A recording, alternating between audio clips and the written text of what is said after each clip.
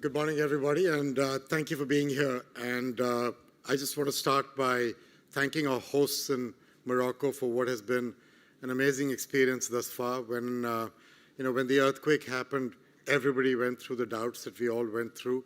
But not only has the Moroccan government done a good job of dealing with their own situation on the ground, the tragedies they're dealing with, but they've also been amazingly helpful in helping us get all this set up, and our amazing hosts. And I've had a chance to visit a damaged school in the Atlas Mountains and see their work firsthand. And for those of you who would like to know a little bit more about it, either get a chance to go see it yourself or catch up with me, and I'll tell you the kind of things we saw. But it's just, to start with, I want to thank them. Some of you know me well, some of you don't know me, and I thought I'd spend just a few quick minutes before we start taking questions from you on what I've been doing in the 130 days that I've been in this job.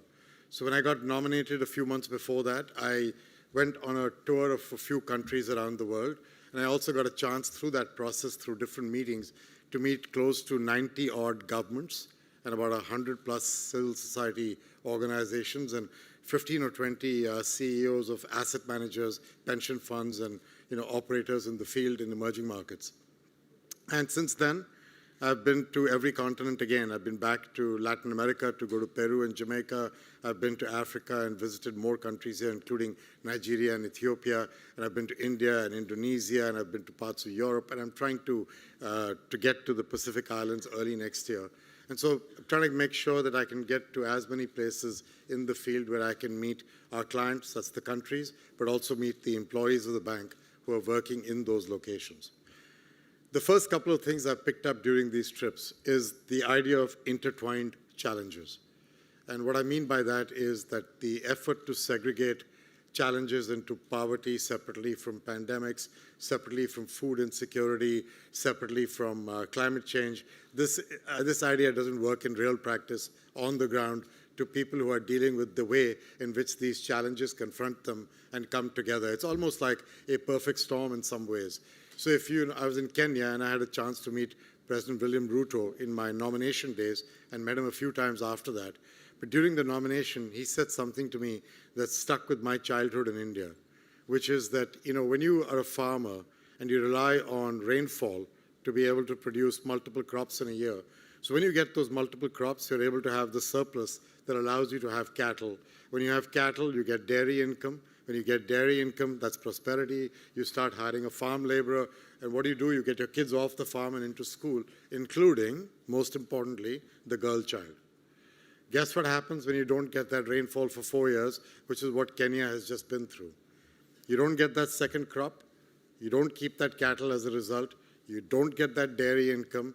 And what do? You get rid of the farm laborer. And what's next? You take the children out of school back on the farm, starting with the girl child. If you describe the importance of reducing poverty by including the education of children and getting them to be part of the future, you just turned that back with 4 years of issues with rainfall. And so talking about these as separate is just not the right way to think about it. You need to think about these issues as intertwined and complicated, therefore. That's why what we're trying to do in the course of this entire process of this annual meeting and seek approval from our governors is to redefine the vision of the bank to be that of eradicating poverty, but on a livable planet. And what we mean by livable planet is exactly these challenges of pandemics and climate change and food insecurity and fragility and those kinds of issues that we refer to. The second thing that came across very clearly is that climate change tends to mean different things depending on where you're coming from.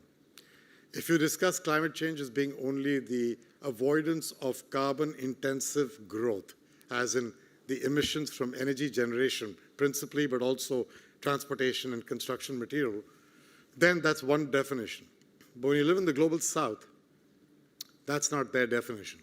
Their definition is loss of biodiversity, forestry cover going, less rainfall, challenges with the soil degradation. See, that's their visual, that's their issue of climate change. And then it gets exacerbated with crisis events of hurricanes and weather events they can't deal with. So if you're on a Caribbean island, no matter the fact that you happen to be a middle-income country, one hurricane takes away double digits of your GDP.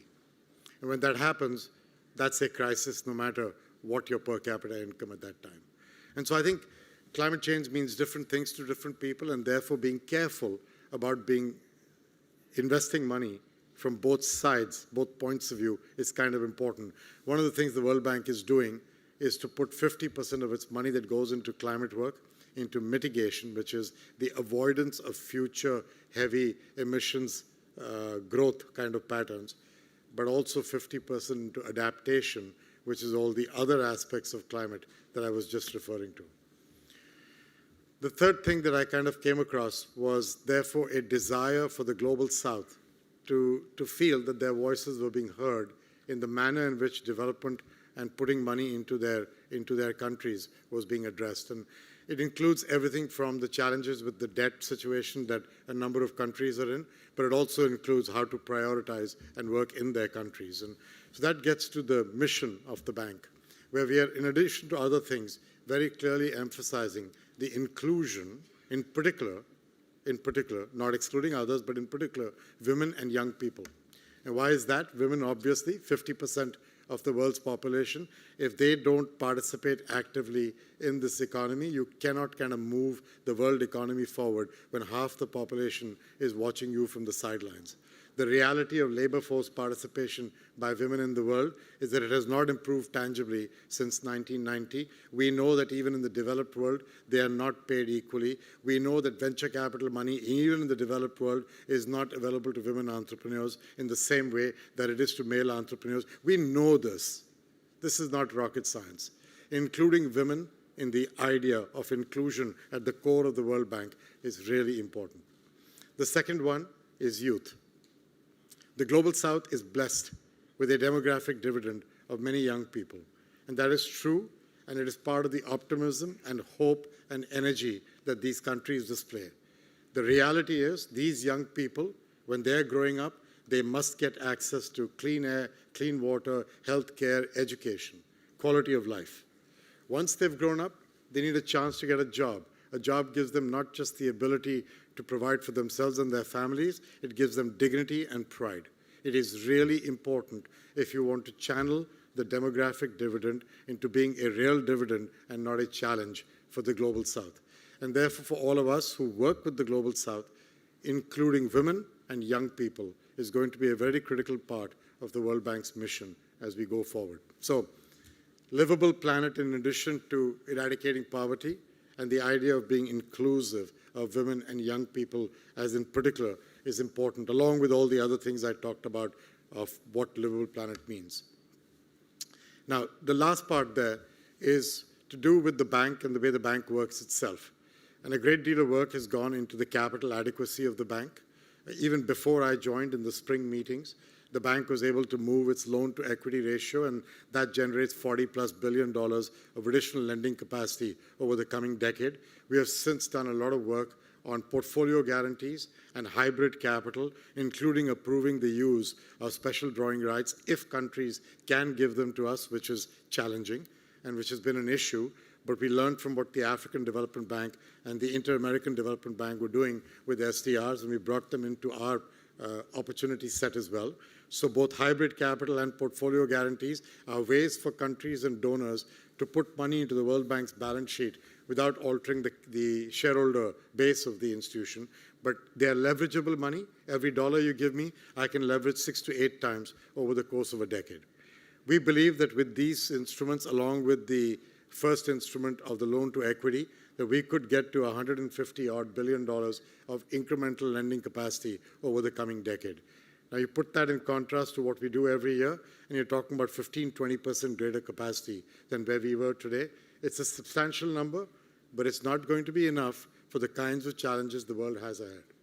And therefore, the second part of what we are trying to do is to look at every other place where pools of money exist, which could be used or redirected, whether it is subsidies in the world on fuel and agriculture that cause environmental issues as well, or whether it is voluntary carbon markets. These are all longer-term challenges. They won't solve and won't raise money in a year, but that's things we have to focus on.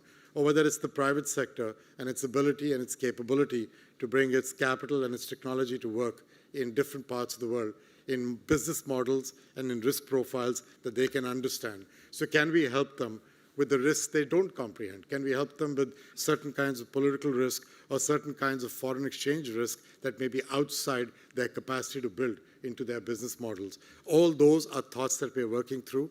We've set up a private sector investment lab that's co-chaired by Mark Carney and Shriti Vadera, 15 of the world's leading asset managers and operators, people like the Tata Group, people like BlackRock, people like 91 from South Africa.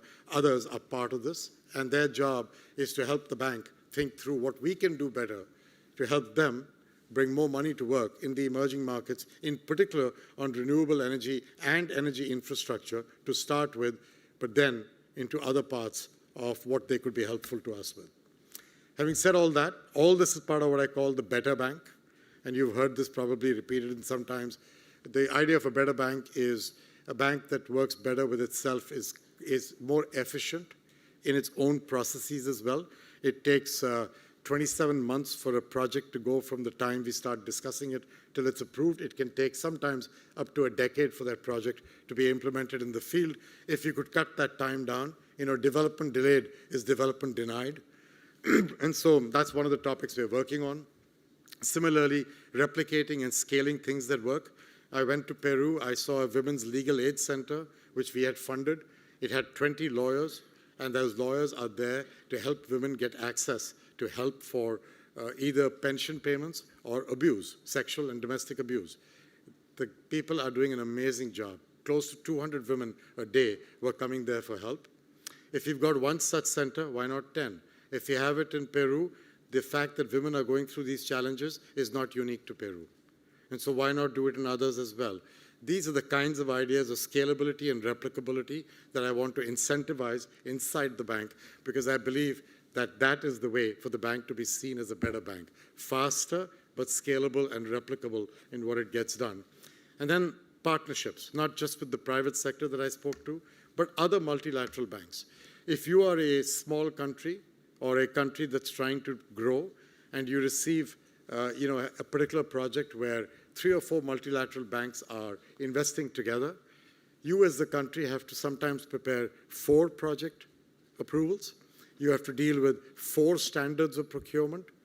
So you can imagine the work and load that places on the scarce resources that country has. I think it's incumbent upon the multilateral banks to find ways to standardize these things, to find ways to make it easier to co-invest, and you will see a lot of that discussion over the coming couple of days, including at our development committee over the next days. So the idea is to work better with the other MDBs. In my first trip to Latin America, I asked the head of the Inter-American Development Bank, Ilan, who's an old friend and colleague and my regulator at one point of time, actually, in my prior life.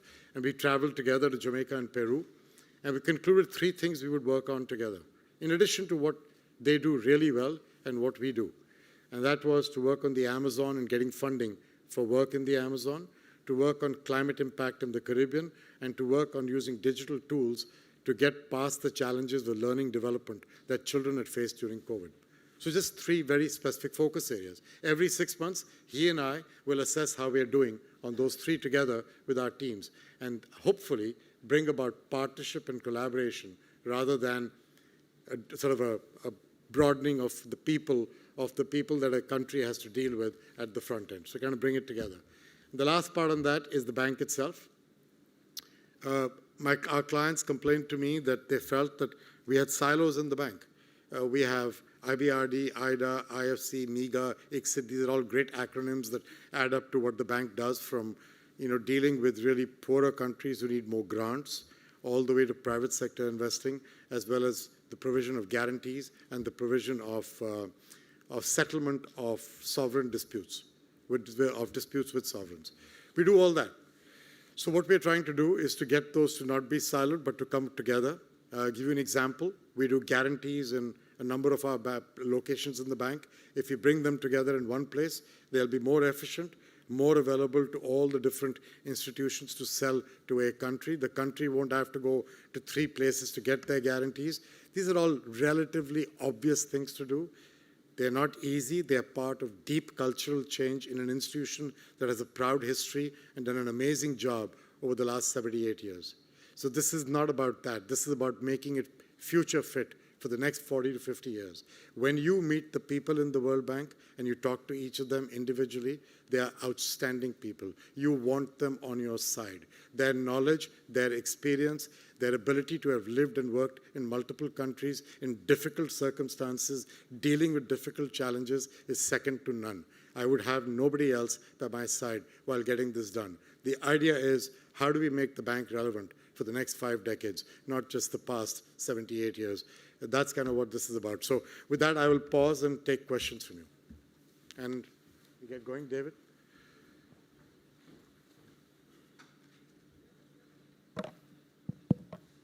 Good morning, everyone.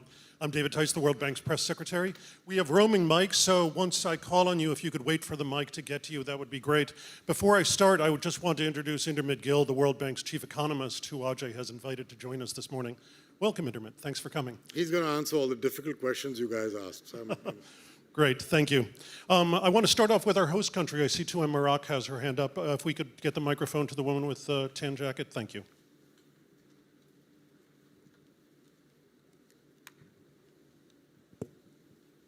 Good morning, Mr. Banga. I'm Lina El-Wafi, Moroccan journalist for Diya TV. So knowing that at the moment 50% of the world's bank financing aid is dedicated to Africa, how could the current annual meetings, half a century after being held in the continent,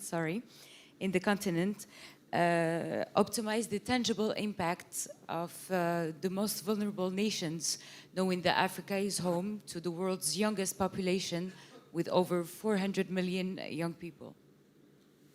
So first of all, thank you for that question. Please sit.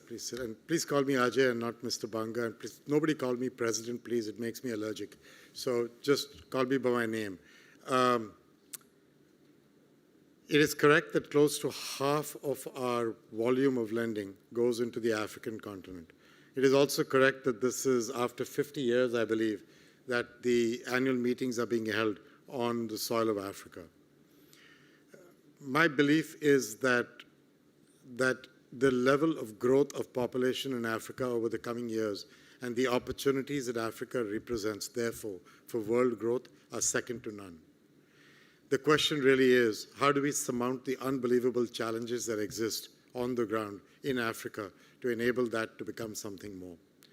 And that includes everything from very simple things that people outside don't understand, but those of you who live here do. The ability to transport goods across African borders within Africa is unbelievably complicated. It is cheaper to take something from an African country to a completely distant offshore port to bring it back to an African country than it is to move that produce or that product from one African country to the other across their own borders on the continent.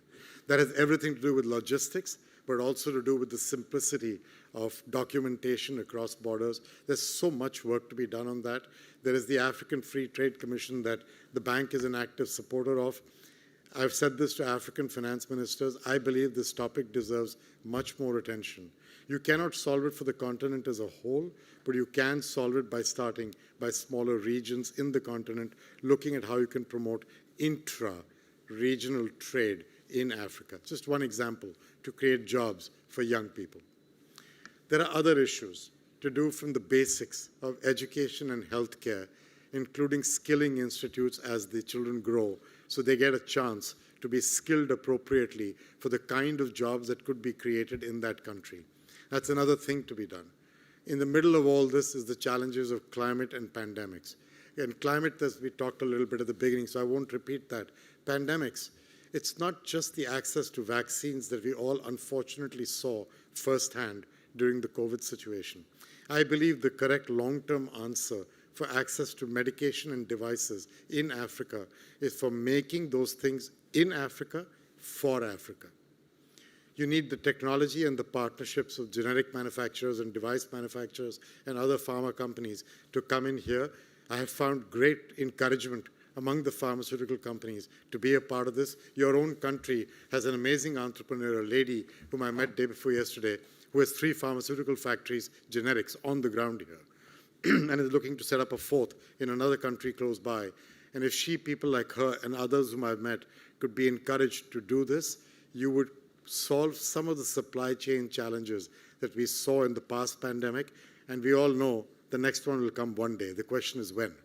And we should not be caught in the same circumstance. So there's many parts to your question. What I'm trying to get across is that it needs local thinking, local cooperation, intra-regional thinking as well, not just multilateral money. We can be helpful. We can be helpful with our knowledge, which is very valuable, which we do with a lot of countries. Your own country is a great partner for us in different development plans over the years, including your new development plan that you're going through right now. So that is important. And the last part I'd say is that I'm trying to move the bank from being evaluated on dollars and projects funded to being evaluated on output, on impact, meaning how many girls went to school because of the schools we built, how many people got a better job than earlier because of the skilling institute that they were able to attend because of the cooperation we put in, how many carbon emissions were avoided because of the work we did, how many private sector dollars got crowded in for every dollar we put in, as compared to how many projects and how many dollars we put in. Trying to move to an output rather than an input, and that will be really important for Africa's growth. So thank you for that question. Great, thank you. We're going to move to this side of the room. There's a gentleman in a black jacket there, please, with his hand up. Thank you.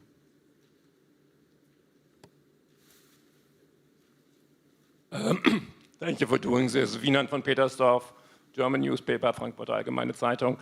I have a question to the lending capacity of the World Bank. G20 countries promise or advertise that they would strengthen the lending capacity of the World Bank with different tools. And I would like to know which country put real money out there to strengthen the capital of the World Bank. And do you expect that the United States is able to live up to their promise because of the dysfunctional Congress?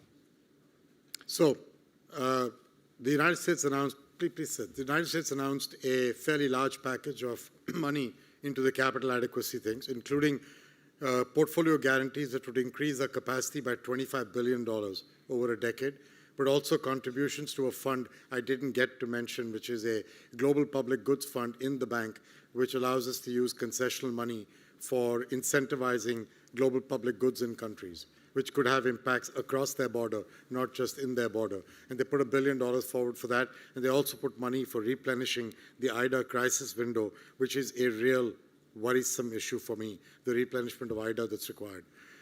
Yes, it has to go through Congress. Am I hopeful? Very much so, because I think in Congress there are plenty of people on both sides of the House, as well as both sides in the Senate, who understand the value of the multilateral banking system as a key way for the Western and developed world to continue to do the right thing around the world and in turn help themselves. So I'm kind of hopeful. I'm certain there will be arguments and discussions. That's the nature of our democracy, but I'm not at all concerned that the administration will not be helpful in putting this forward and putting it forward well. Other countries have contributed. Germany has put in money into the hybrid capital instrument. And in fact, that alone gives me another $2.5 billion of lending capacity over a decade. The German chancellor was the first one after the United States to step up to put that money in. There are a number of other countries, the Nordics, the Saudis, others who are discussing with us different aspects of contribution to these instruments. I'm quite hopeful that over the coming weeks, we will get to that. That's how the $150 billion number of extra capacity, 40 to 50 from the loan to equity ratio, about 100 put together from all of these. So there's a lot going on that front. And to be honest, I find the countries actively engaged. The United Kingdom has gone and made an announcement in Parliament looking for a capital increase of the IBRD, which is the next phase. I believe that all the things we are doing with the Better Bank or with this capital adequacy framework will not be enough. Even the partnerships with the private sector, at the end of the day, will require us to have a bigger balance sheet ourselves, because we will have to be partners for them by absorbing either some of the risk or creating the right avenues for them to grow. There is no doubt that we need to be a bigger bank. The G20 expert group has put out its own thinking on that. That has not yet been accepted by the G20, but Larry Summers and N.K. Singh drove this group of eminent people. There's a lot of numbers in there for you to see. My belief is better, get capital adequacy going, make the place work quicker, faster, better with other partners, but then I'm definitely going to go back to our shareholders to seek a bigger bank, because I believe that is what the world needs for the next coming decades. Great, thank you very much. We're going to move back to the middle. There's a woman with glasses and a blue top right there. Thank you. Hi, Aline Bronzatti from Agência Estado. Thank you for having me. Latin America started the cutting of rates. How can you see the international scenario considering their high interest rates in advanced economies, the peaking the treasurers' yields, and now with one more shock because of the conflict in the Middle East impacting the emerging markets, especially Brazil, you know, the potential of these countries attract foreign investment, and how can World Bank can be more, to do more for these countries? Thank you. Thank you. So I'm going to get in the meat to talk a little bit about the economic situation. But let me start by two things. The first one is I had the pleasure of catching up with your president both in Paris and in Delhi. And we talked about the progress you are already making as a country, not just on deforestation, which is amazing.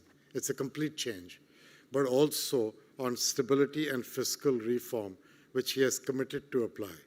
And I think that the point I want to make in that is that countries in a time like this need to be very careful about macro and fiscal stability. It is really important.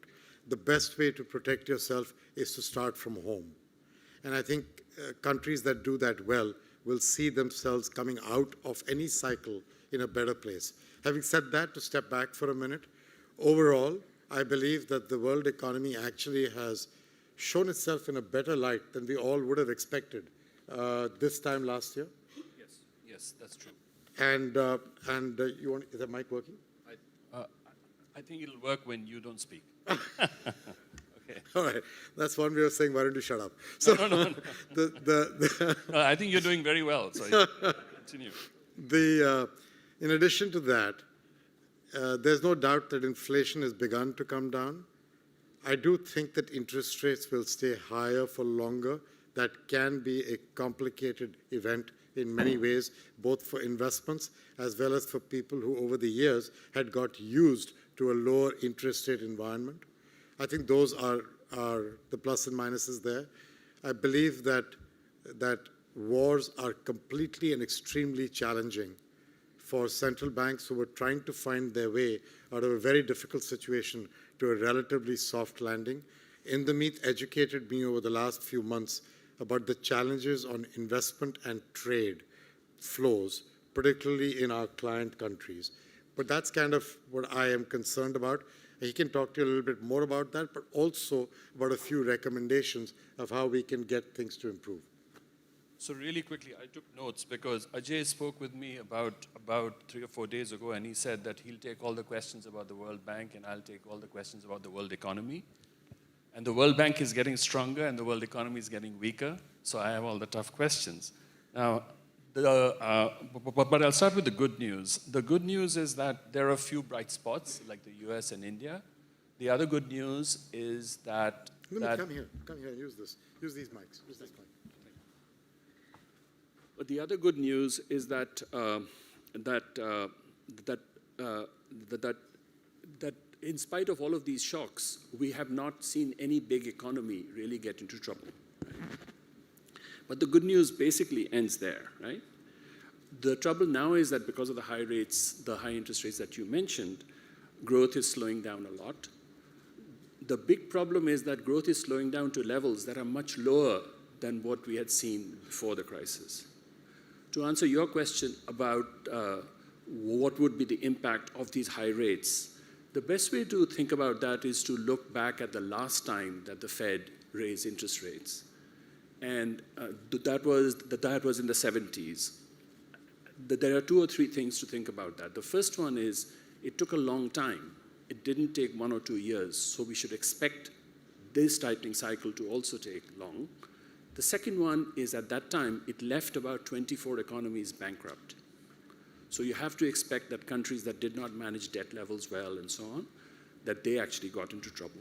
and we should expect some countries to get into trouble now. The third thing, I think, is then what should countries do?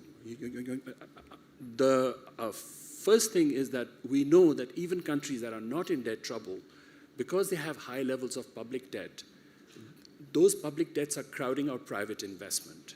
So if you look at Brazil, for example, if you look at some of the other countries, they are not in debt distress, but because of this crowding out effect of high public debt on private investment, Brazil's growth has been slowing down steadily. And you're seeing that across the world. So I think that's why I was referring to macro fiscal reforms and stability is very important. I think the other part is this whole debt situation, and I'm sure somebody will ask me about that, but I'll hold it for that. Okay, thank you very much. Second row here in the middle, please, with the hand up with the pen. Thank you. Larry Elliott of The Guardian. I'd like to ask you about debt. Do you think that the burden of debt is hindering progress towards achieving the SDGs and net zero? And if so, isn't it time to move on from the common framework approach to something that is speedier, offers some real debt relief rather than no debt relief, and is a bit more comprehensive than the common framework's country-by-country approach? So first of all, there is no doubt that that debt burden hinders development. And whether you measure that development output with SDGs or you measure it with local circumstances for every country, the reality is it hinders it because it crowds out the ability to invest in the things you need to invest. The question of should you replace the common framework with something, you got to have a really good idea of what you think that something is before you blow up the only thing that's beginning to work. So, Zambia got out of their debt situation after a long process, but we're seeing progress with Ghana. We're seeing progress with other countries as well.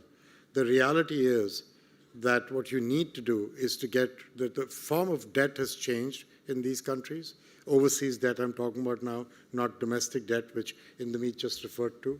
But the form of debt and the contribution of that debt has changed, where earlier the so-called Paris Club used to be the largest contributor to that debt. Today you have the non-Paris Club countries adding to the bilateral debt in these countries. And you have commercial creditors as well. The markets have completely changed from 25, 30 years ago, when most of the debt came from the Paris Club countries. And I think, therefore, making sure that all these people are at the table together and that the debt that they have to these debtors is clear, transparent, and enumerable. So you will find a lot of the debt has covenants and pricing that is also covered in confidentiality clauses, which didn't allow for them to be clearly mapped and understood. If you don't understand what the numbers are, no new framework will change that. You first need to get the facts, and then you can sit down together and negotiate how to get that debt down. I'm a believer that that is the right way to get it done. I wish there was a magic wand that said, abracadabra, we'll just wipe the debt out of the system. I don't think that's likely to happen. I think this is hard work, and it needs to be done the right way. So at the end of it, we come out of this, where the World Bank, for example, in Zambia, since July, has been giving only grants to the country. We're not lending money. We're only giving grants to the country. In fact, if you look at the 4 countries in the common framework, Chad, Ethiopia, Ghana, and Zambia, for the last 3 years, the World Bank has put in close to 12 billion into them, of which about 6 billion was pure grants, and the rest was concessional money. And by the way, of that 12, 6.5 billion was net positive, meaning it's not being used to pay down other debt. So I don't think those are the issues at hand. I think the issues are country by country, get the facts on the table, agree on a debt write-down, get the creditors to agree, and move past it, and then get better regulatory and macro and fiscal frameworks into these countries so we don't fall into the same trap 5 years, 10 years, 20 years later. Good, thank you. We're going to go toward the back in the middle, in the pink jacket, please. Young woman there, thank you. My name's Uche from China Global Television Network, and I just wanted to ask you, as you redefine your vision for the bank going forward. How are we going to see that relationship with China changing? Do you expect to see China playing sort of a broader role going forward? Thanks. Look, China is I've said this publicly, is a very constructive partner at the bank. I was meeting with the Chinese finance minister, the prior finance minister, a little while ago, and one of the things we talked about was the things that they have done in their development that could be useful as part of the knowledge bank for other places. So, we were investing in Indonesia in stunting reduction for growth in children, which Indonesia is doing a terrific job on. And we took learnings from Peru. Turns out there are amazing learnings in China as well, which could be applied and used. So I think the changing role of China, like it was for South Korea some years ago, is that no longer do they need as much money from us. Korea doesn't need any, it's only a contributor, but China is still a contributor and a receiver of a small amount of money. But what they really are is into the knowledge exchange system. So what they want to work with us on going forward is climate, healthcare for older people, and rural development. To be completely honest, those three topics are fungible across many borders into many countries that I believe the World Bank can be constructive on. And so we're going to try and find a way to work on those kinds of issues where their knowledge or their desire for knowledge corresponds with what we can help with. By the way, on the prior question on debt, I did forget to say one thing. There is a sovereign debt roundtable that the IMF and the World Bank have put together, which goes past the common framework and creditors. And the idea is to get the Paris Club, non-Paris Club, private creditors, everybody at one table and start discussing how to hopefully not repeat this error, but also how to move the process through speedier. And I think a little bit of the progress on Zambia did come from that sovereign debt roundtable, and the progress we're beginning to see on the other countries also comes from that. At that sovereign debt roundtable, we also discuss countries beyond those that have registered for the common framework, like Sri Lanka. Thank you very much. Great. I'm going to go to the middle, toward the back, one in, the woman with the hand up there, please. Thank you. I'm Maryam Ouazani, a Moroccan journalist. I would like to have your view as the new president of World Bank on what strategy would be the most efficient for developing countries, but also middle-income countries to progress on developing human capital and reduce employment. I'm glad you raised that. That's one of the topics I was discussing with your Prime Minister over the last, I think a couple of days ago, that as part of this new development plan, the effort that's going into human capital and job creation is quite important. Like I said, young people in the global south, that is what we have to do, create jobs for them. You're not going to create jobs from the top. You have to start from the right education and the right skilling institutes, and then create the right environment for businesses, entrepreneurs, and the like to flourish. And we've discussed a number of interesting ideas with him, which are in the plan. We've been very helpful in the past with schools. We're trying to expand not just that, but go to higher education and skilling institutes with Morocco and partner with them and other countries like that on the space. I've visited skilling institutes in a number of countries now that the bank is running. I've also visited entrepreneurial sort of incubators. In Nairobi, we have an incubator that's connected to climate, meaning young people who want to launch ventures that have an impact that is useful for the climate, ranging from biofuels that could be used to processing of fruits to how you use water in a home. Those kinds of people get a home there where they get in that incubator access to not just the network and technology and others like them, but also to some amount of capital. And interestingly, 3,000 businesses have been through that incubator since it started. And of that, 60% were run by women. And I met 4 or 5 of the businesses there, and you can see the growth and energy and the jobs they're generating. So there's a series of these things that are part of the World Bank's playbook, which we are discussing with a number of countries. I believe that the most important thing the bank can do is not just be a money bank, but be a knowledge bank. And the knowledge bank idea is to have the right policies, the right regulations, the right principles in place to create the right foundations at which money then can be put to use to help deliver that growth. We've got a lot of people who do that. They're very talented. They write about a number of topics in the world. I want to get them to focus on the country strategic partnership frameworks that we draw up with every country, including with Morocco, and get the knowledge that they have put into that framework so the right priorities are agreed on day one for the next 3 years. And then the money goes into those. When you create the right way of thinking, which Morocco has done with us well over the last few years, I think you can get much further than not having the clear principles agreed right up front. So the bank can be very helpful in knowledge. We're trying to construct our knowledge bank on 5 verticals: people, prosperity, planet, infrastructure, and digital. People is education, health, social transfer programs. Prosperity is jobs and access to credit for MSMEs and others, as well as trade and economic policy. Planet is mitigation, adaptation, biodiversity, water use, forest, infrastructure, everyone knows, and digital because it's impacting everything from governance to inclusion. And then at the bottom, I want to create a way of measuring impact, which I was referring to, is to how many women went to school, how many women got a better job, how many people got a better job because of skilling institutes, how many private sector dollars, emissions, that kind of way of measuring what we are delivering. That knowledge bank to me is the most important part of our institution to get the right framework going for our money to be put to use. Great, thank you. That'll be the last question for the day, but before we go, I just want a brief housekeeping note. I know that regularly the plenary addresses on Friday are sort of a report to shareholders, but I would encourage you to attend this one because I think Ajay is going to be giving a different kind of speech than you've seen from World Bank presidents. So Friday morning, please come. It's open to press, and I encourage it. Thanks all very much for coming. Thank you, Ajay. Thank you, Intermit.